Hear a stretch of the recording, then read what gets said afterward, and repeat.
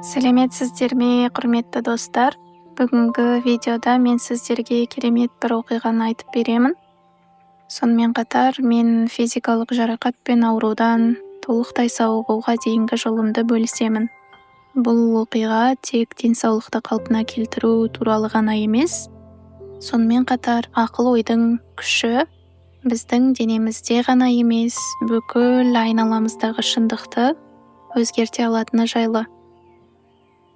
Мен ойларымыз, эмоцияларымыз және саналы болуымыз, миымызды қайта бағдарлап, соның арқасында өмірімізді түбегейлі өзгерте алатыны жайлы өзімнің жеке жаңалықтарыммен бөлісемін. 1986 жылы мен Калифорниядағы Палм Спрингс қаласында өткен триатлон жарысына қатыстым. Велосипед кезеңінде екі қатысушыны озған сәтімде маған полиция қызметкері жол айрықта бұрылу туралы белгі берді. Сол сәтте бұл бұрылыс менің бүкіл өмірімді өзгертетінін тіпті елестете де алмадым. Жоғары жылдамдықпен келе жатқан көлік мені арт жағымнан қатты соқты. Мен ауаға ұшып жерге қатты соғылғаннан кейін менің омыртқамның 6 тұсы сынып қысылып қалды. Сынық сүйек сынықтары жұлынға кіріп кеткен, ал 8-ші кеуде омыртқасының қорғаныс тоғасы сынып дөңгелекше болып майысып қалды. Оңтүстік Калифорнияның 4 үздік хирургы маған көңіл көншітпейтін диагноз қойды. Егер Харрингтон шрифтімен жасалатын күрделі операция болмаса, менің қайтадан жүруім екіталай еді. Ол жылдары дәрігерлердің кеңесіне қарсы шығып, балама жол іздеу ақылға қонымсыз болатын, бірақ ішкі түйсігім басқа бір нәрсені меңзеді. Менде басқа жол бар еді. Мен өзімді толықтай ішкі сауығу процесіне арнауды ұйғардым. Егер ақыл-ой денені және оның ішіндегі миллиардтаған процестерді басқара алса, ол регенерация процесіне де әсер ете ала ма? Мен бұл сұраққа тәжірибе арқылы жауап бермек болдым. Алғашқы 6 апта ең қиын кезең болды. Күн сайын көзімді жұмып, санамда сау омыртқамның бейнесін елестеттім. Омыртқаларымның қалпына келіп жатқанын көз алдыма келтірдім. Бірақ ойым қайта мені қорқыныштарға алып кететін. Мүгедектер арбасындағы өмір, өз кәсібімді және үйімді сатуға мәжбүр болу туралы ойлар келді. Мұндай ойлар келгенде өзімді тоқтатып, бәрін қайтадан бастайтынмын. Уақыт өте келе мен түсіндім, мен қорқынышқа бой алдырған сайын сол сценарийді өз денеме енгізіп, шындыққа айналдырып жатыр екем. Сол кезде мен мынандай шешімге келдім. Егер мен қандайда бір ойды өз өмірімде шын көруді қаламасам, ол санада мүлде қалмау керек. Мен бұл тәжірибені күн сайын кейде 3 сағат бойы жасадым. Өзімді толықтай ішкі ақылға тапсырдым. Ол емделу жолын менсіз ақ біледі. Және 9,5 аптадан кейін мен орнымнан тұрдым. 12 аптадан соң жаттығуға қайта оралдым. Мен тәжірибені жалғастыра бердім және көп ұзамай байқадым, менің санам барған сайын тәртіпке келіп жатты. Бұрынғыдай қорқыныш пен күмән ойлары мені жолымнан тайдыра алмайтын болды. Оның орнына мен нақты, айқын, сауығу бейнесіне назар салдым.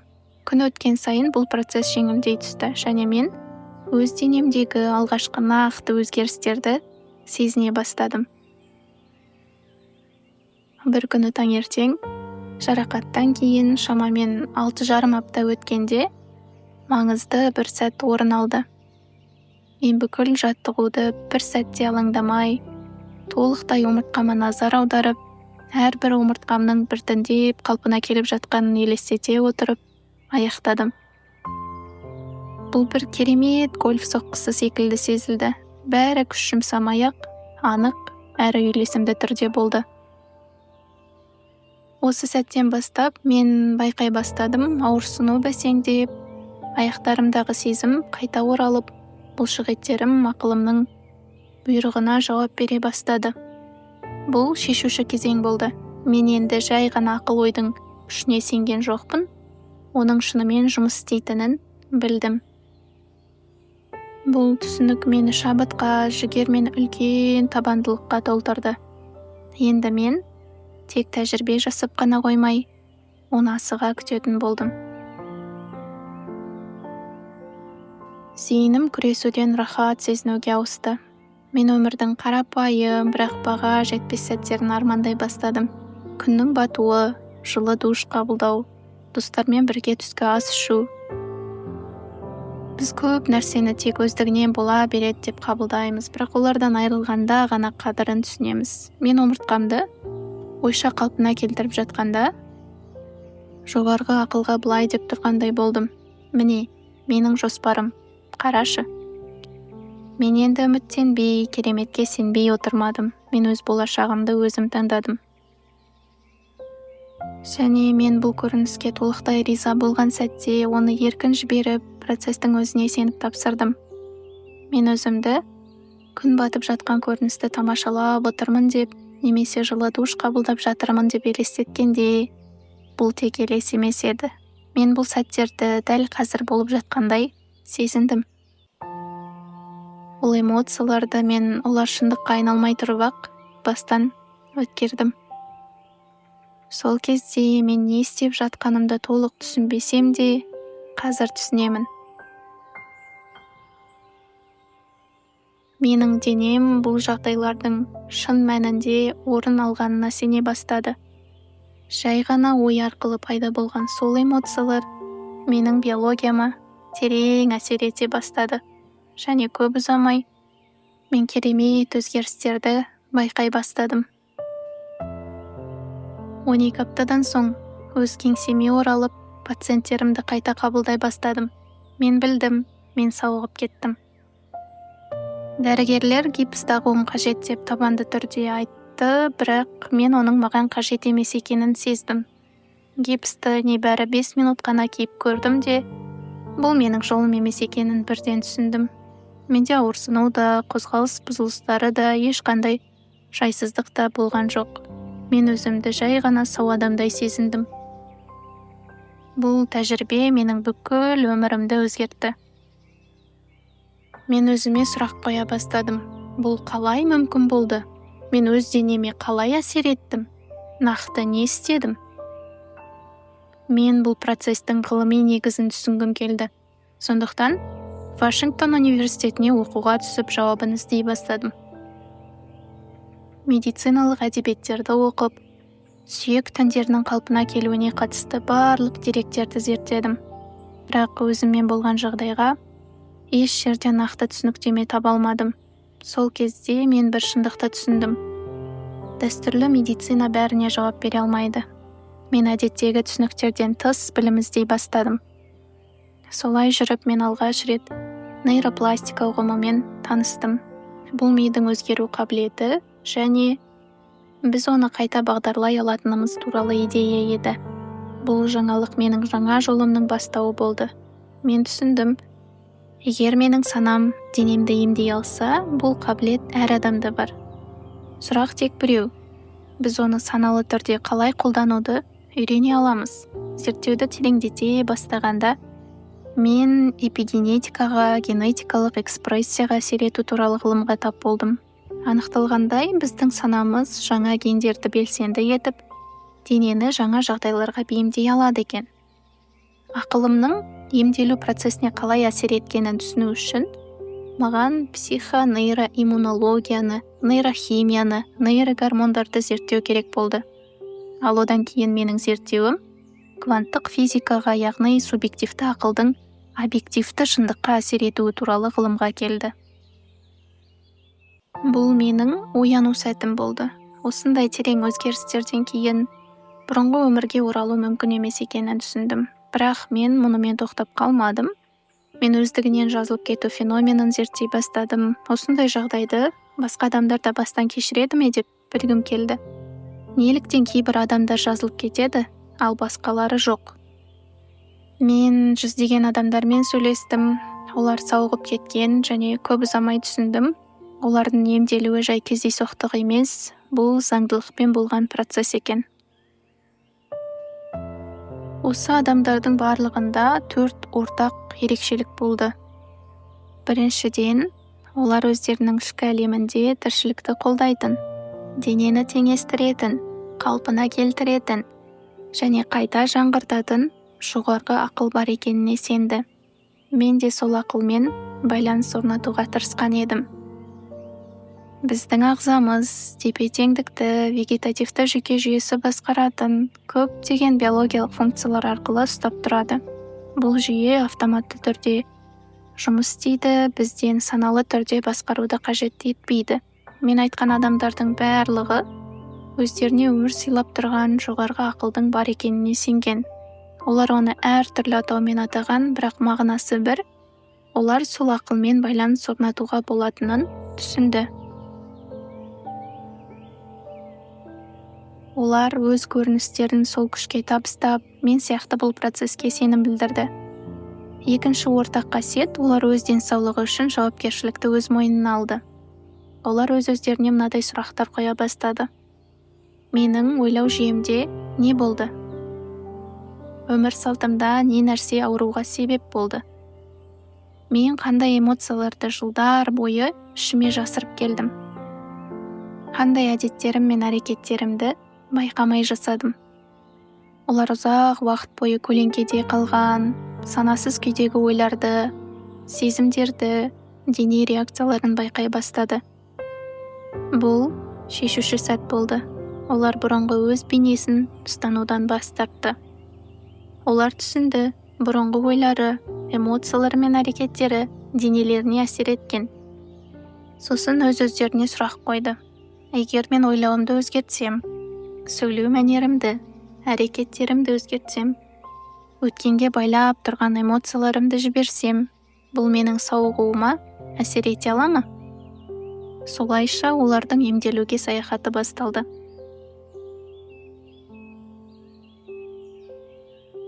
Өз зерттеулерімді бастаған кезде мен сананың адам денесіне әсер ететін ең қуатты құрал екенін түсіндім.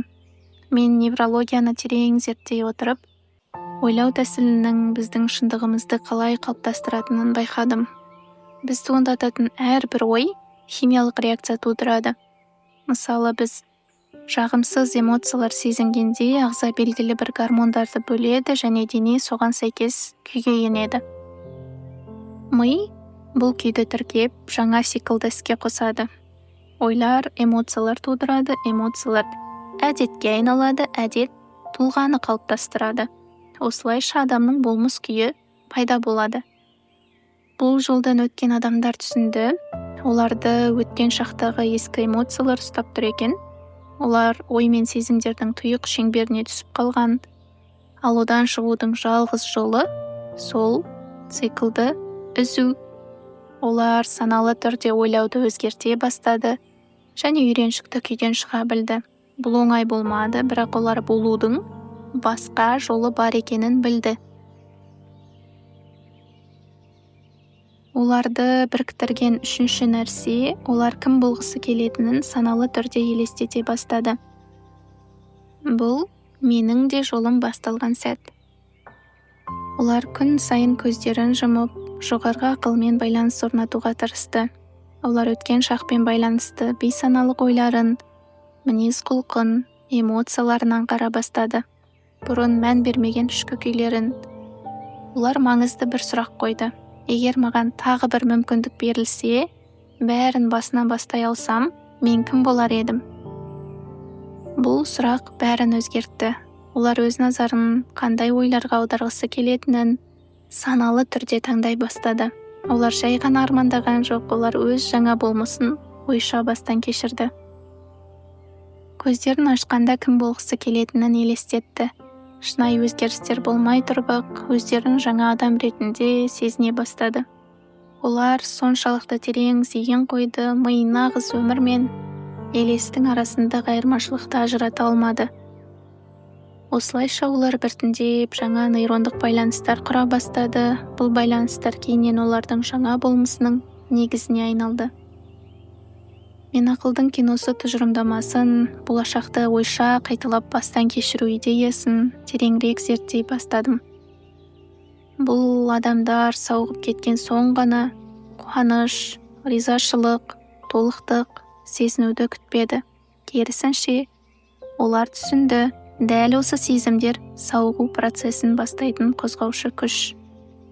Олар күн сайын өздерінің жаңа нұсқасын жасады. Олар дененің қалай жауап бере бастағанын байқады. Өздерін әлде қайда жақсы сезіне бастады. Жаңа ойлау тәсілдерін күшейтті. Ал оларды біріктірген соңғы нәрсе уақыт пен кеңістіктің жоғалуын сезіну болды. Олар осы ішкі процестің тереңіне енген кезде өздерінің қалыпты шындықты қабылдау шекарасынан шығып кетті. Өздеріне 20 минут өткен сияқты көрінгенмен, шын мәнінде 1 сағат немесе одан да көп уақыт өткен болып шығатын. Біз шынайы зейін қойған сәтте миымыздың маңдай бөлігін, шығармашылық орталығымызды белсенді етеміз. Бұл бөлім назарымызды реттейді, сыртқы тітіркендіргіштерге сезімталдықты төмендетеді. Ол кеңістік пен уақытты қабылдауды өшіреді. Бізге процестің ішіне толықтай енуге мүмкіндік береді. Міне, дәл осы сәттен бастап олардың трансформациясы басталды. Олар жай ғана өмірін өзгертпеді, олар ішкі әлемінде жаңа шындықты қалыптастыра бастады. Ал дене ақылдың артынан ерді. Терең қатысу күйінде кеңістік пен уақыт жойылып кетеді. Бұл түсінік мен үшін шешуші жаңалық болды. Ол кез келген өзгеріс іштен басталатынын дәлелдеді. Дәл осы шабыт маған өз миыңды дамыт атты кітап жазуға себеп болды. Кейінірек Қоян інінің ізімен атты деректі фильм жарық көрді. Ол адам ақылының мүмкіндіктерін кеңінен көрсетуге сеп болды. Мен сол фильмге қатысқан ғалымдармен бірге саяхаттап, семинарларға қатысқанда, бүкіл әлемнен келген адамдар маған сұрақтар қоя бастады. Олар былай деді: "Иә, біз түсінеміз, ойлар денеге және шындыққа әсер етеді. Бірақ мұны қалай жасауға болады? Егер адам тұлғасы өзінің жеке шындығын жасаса, онда шындықты өзгерту үшін алдымен өзін өзгерту керек. Бірақ қалай?" Осы терең сұрақтар бізді кванттық физика, неврология, нейроэндокринология, психонейроиммунология, эпигенетика, электромагнетизм және мидың толқындарын зерттеуге арналған семинарлар мен мастер-класстар ұйымдастыруға жетеледі. Мен былай деп ойладым: егер бұл әдістер науқас адамдарға көмектессе, олар сау адамдарға да көмектесе алады ғой. Осылайша біз алдымен 1 күндік семинарлар өткіздік, кейінірек тереңдетілген бағдарламаларға көштік. 2 жылдан кейін біз таңғажайып трансформациялардың куәсі болдық. Көптеген зерттеулердің нәтижесінде біз әмбебап формула шығардық, ол ми мен ақылды басқаруға көмектеседі. Бұл формула не береді? Ми жұмысын ретке келтіріп, эмоцияларды басқаруды жеңілдетеді, эмоциялық жағдайды өзгерту қабілетін дамытады. Ішкі тепе-теңдікті сақтауға көмектеседі, өзің туралы ескі түсініктен шығып, жаңа болмысты энергия өрісінен қалыптастыруға үйретеді. Сананы, денені және бүкіл өмірді терең өзгертуге мүмкіндік береді. Бұл бағдарлама жеке трансформация әлеміне апаратын жол серік. Ол сізге ішкі шындықты өзгерту үшін нақты құралдарды ұсынады. Біздің Нұрлы ой сарнамызға жазылыңыз, жаңа видеоларды өткізіп алмау үшін қоңырауша белгішесін басыңыз. Алда сізді табысқа бастайтын пайдалы ақпараттар күтуде.